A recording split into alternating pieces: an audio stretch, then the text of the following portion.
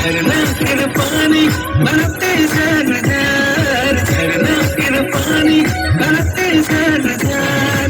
यीशु तेरा वचन सो निकले कितना सुंदर, यीशु तेरा वचन सो निकले कितना सुंदर।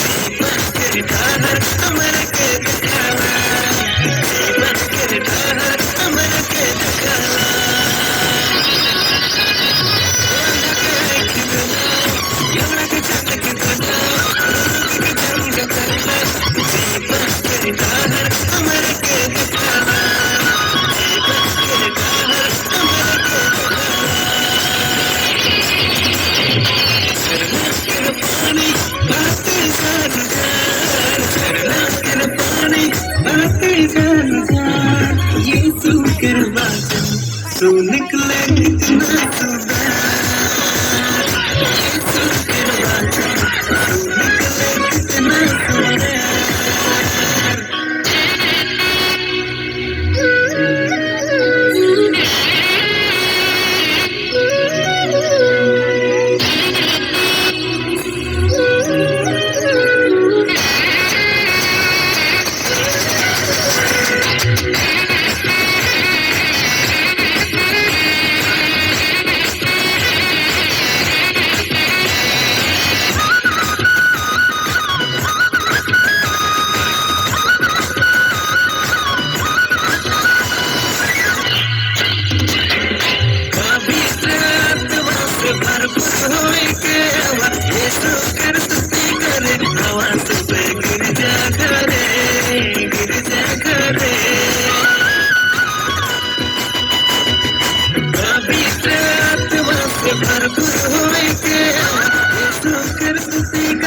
आवाज पे गिर जा करे।